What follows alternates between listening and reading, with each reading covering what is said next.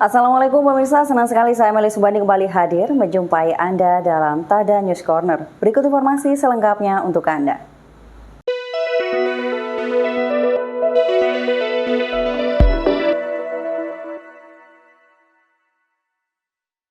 Nasib malang dialami Pariem, pembantu rumah tangga di rumah megah milik Dewi Ratih di Jalan Juanda, Kelurahan Tisnonegaran, Kota Probolinggo itu ditemukan warga dalam kondisi kelaparan.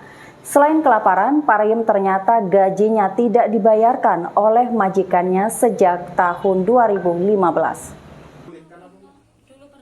Pariem, seorang wanita yang bekerja sebagai pembantu rumah tangga, mengalami nasib malang.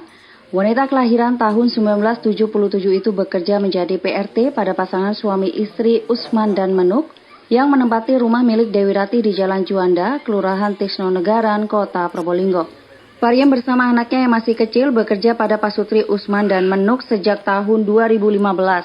Namun rupanya Pariem mendapat perlakuan kurang baik dari majikannya. Gajinya tidak pernah dibayarkan, bahkan Pariem mengaku selalu kelaparan. Puncak penderitaan Pariem terjadi pada Selasa 16 Februari 2021.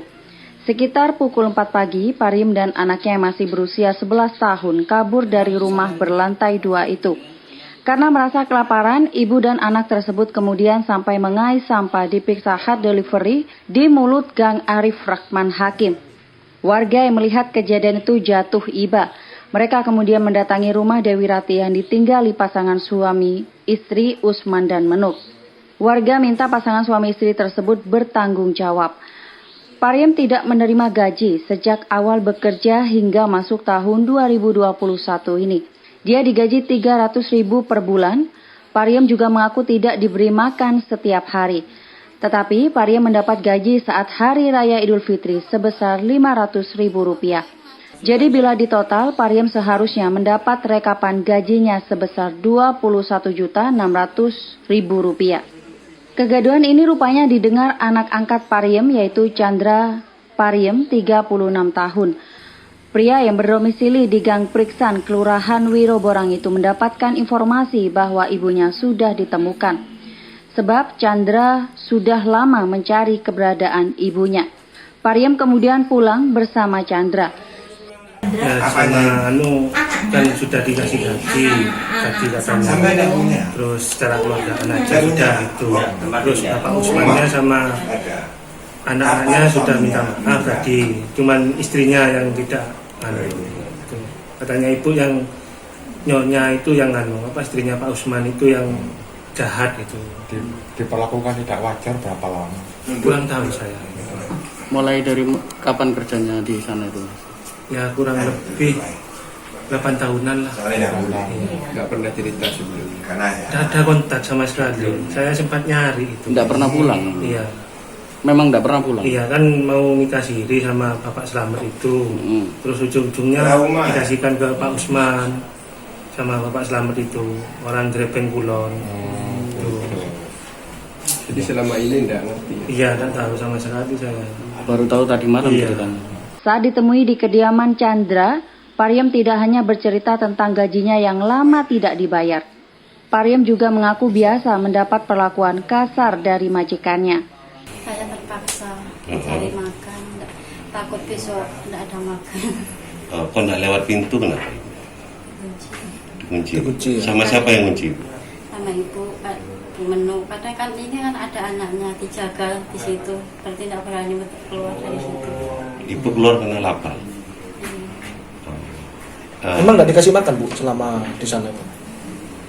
Kalau nggak minta nggak diberikan Mas. Oh. Kalau minta kadang ditambah. Bu sering memang nggak dikasih makan. Iya sering. Saya sendiri nggak mau minta sekarang.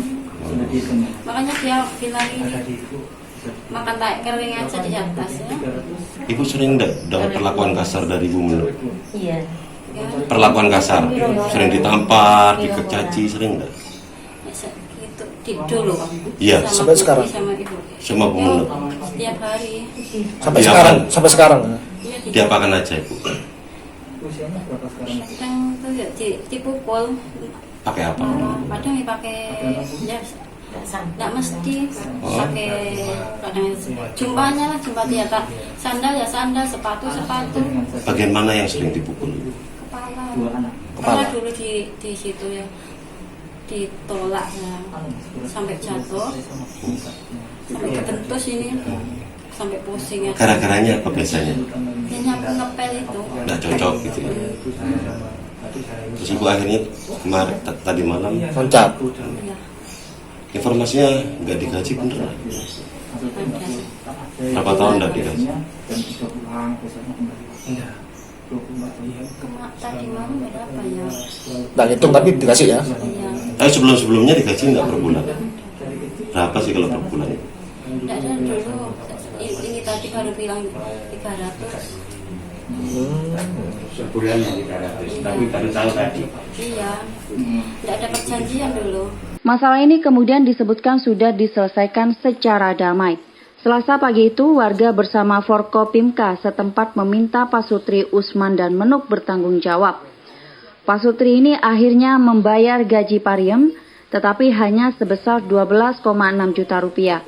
PLT Kapolsek Mayangan AKP Suharsono membenarkan bahwa masalah ini sudah diselesaikan secara damai. Jadi ini pada ini ada satu rumah tangga yang mana pihak daripada yang menempati dalam menempati rumah daripada seseorang yang diberikan untuk ditempatin. Jadi bukan rumahnya sendiri. Lanjut, dari yang menempati rumah tersebut mempunyai seorang pembantu perempuan inisialnya P dengan satu anak yang berusia 10 tahun. Nah, pada saat itu ditemukan warga, si pembantu ini merasa perutnya lapar, akhirnya turun dari lantai 2 ke lantai 1 menuju ke jalan, dan dia mencari makanan untuk dimakan karena dia kelaparan. Nah, dari situ banyak warga yang tahu, akhirnya meminta kepada penghuni rumah tersebut untuk bertanggung jawab. Kenapa kok sampai pembantu ini kelaparan atau keluar dari rumah? Dan disepakati pembantu tersebut untuk dibayar gajinya selama tahun 2015 sampai sekarang, dan sudah dipenuhi semua gajinya, dan masalah ini terselesaikan dengan damai. Hal senada juga disampaikan oleh Usman, majikan Pariem.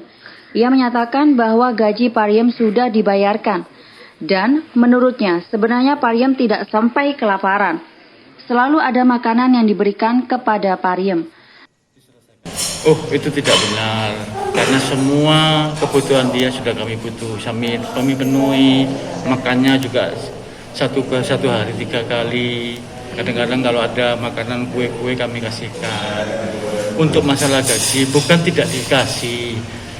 Kami masukkan tabungan. Tadi malam kami sudah selesaikan semua. Uang gajinya kami tarik dari tabungan, kami serahkan dengan dia penuh.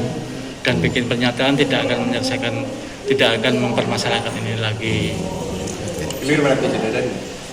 Keliru, tadi pernyataan yang dia Clear ya, sudah beres semuanya. Clear, semuanya sudah clear. Dia itu sudah nggak kerasa. Kenapa kok nggak bilang sama aku? Tapi permasalahan ini semuanya sudah diselesaikan dengan kekeluargaan. Jadi dia tidak akan menuntut karena dia sudah bikin pernyataan bahwa permasalahan ini bisa diselesaikan kekeluargaan. Kayak gitu ya. Semua haknya sudah diberikan kan ya? Sudah kita penuhi semua, kita kasihkan semua haknya. Tapi setiap hari nanti kita kontrol, ada kekurangan apa nanti akan kami selesaikan secara kekeluargaan. Laporan Muhammad Angga, Tada Today TV.